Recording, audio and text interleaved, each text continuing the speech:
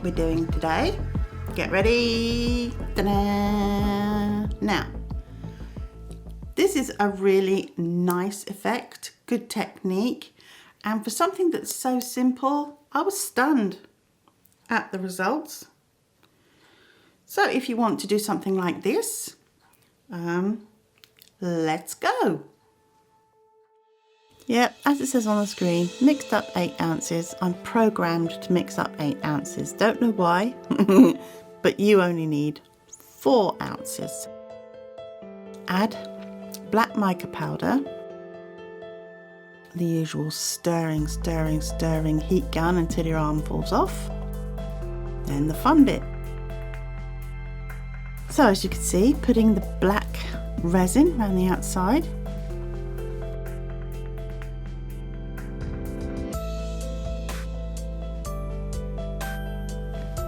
Doing all our favourite things to get rid of the bubbles. So if you don't have a level surface, move your project to a level surface and continue to fill up just on the frame on the outside.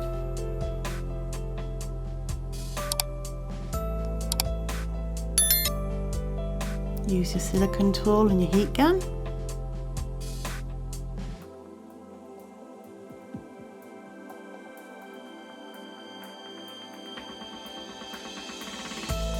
Using the heat gun actually helps to push the resin back into the tray so you get nice sharp sides.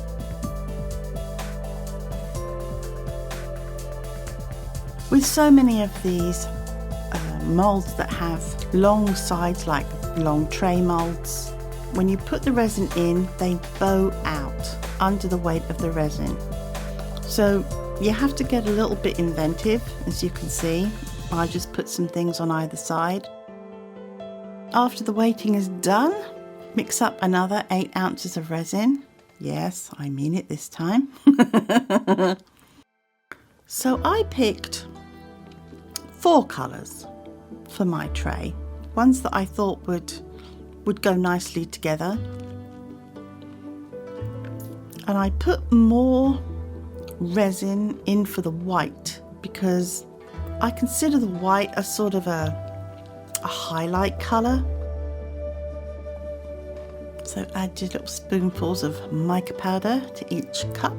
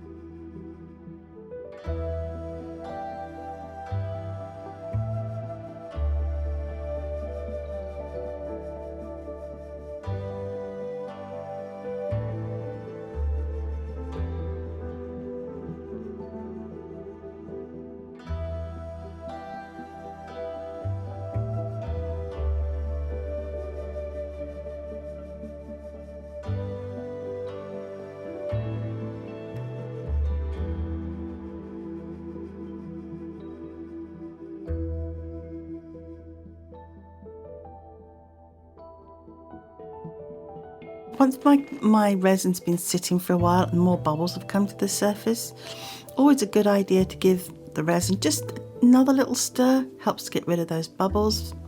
And it also, if you've missed any mixing of the mica, it helps to put that in the resin. Make sure it's nice and smooth.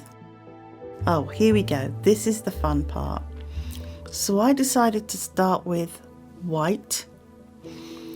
Whatever colour you start with, make sure when you get to the other end, you end with the same colour so that it matches. I made a row of my colours so that I can just do a repetitive pour over and over again until I get to the end.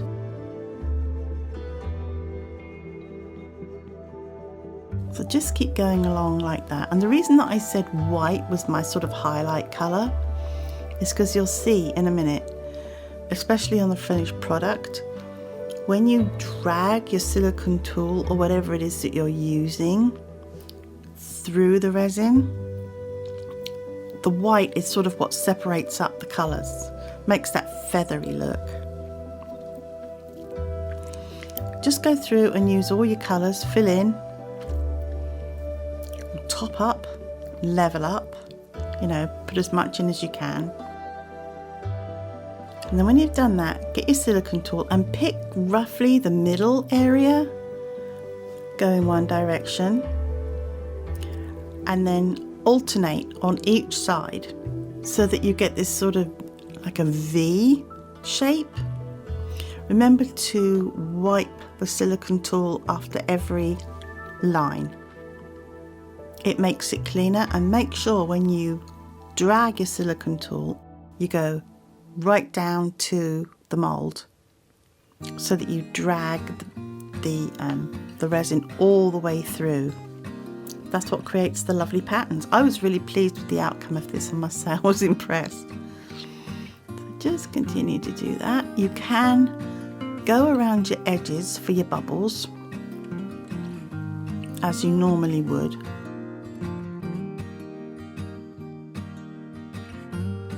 The warning there, don't use your heat gun because it will dissipate the colours.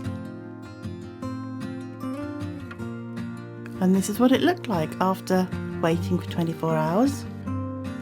Unmoulding, oh, always the best, because even what you've planned in your mind, you never get what you expect. Sometimes it's better, sometimes it's worse. In this case, I was very happy, very surprised that such a simple technique can give you such interesting results. I like this method, I think it's fun. And this is the first time I've done this particular method using this feathering effect.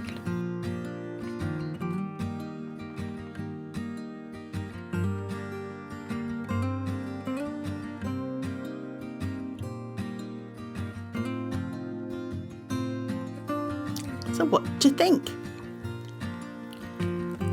I liked it. And I thought the colours did go well together. So give it a go.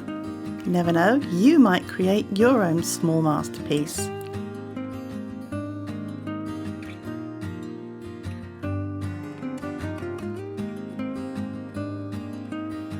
Yeah, just to finish it off, I put some resin on just to make it extra shiny. And it came out of the mold quite shiny, but putting on the extra resin just gives it that extra sparkle. It also seems to sharpen up the colours. I don't know how. Maybe it's a sort of a magnifying effect.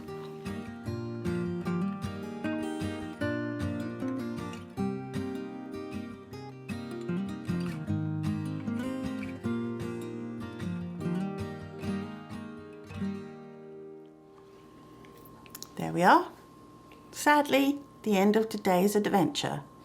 But I hope you're happy with what you got. I'm happy with mine. And as I say, for such a simple technique, it really does produce a very nice effect. I finished my tray by just putting some felt on the back. It just makes it more of a complete project, just makes it look nicer. And it can also help, sometimes resin's very sharp on the edges. It can sometimes help with that too. So I hope you had fun and got a good result. I would like to take this opportunity to say thank you very much to everyone who's subscribed since last time. And if you would like to support my channel, please would you consider subscribing and hitting the notification bell so that you don't miss any of my future adventures. Once again, thanks for watching. Until next time, bye for now.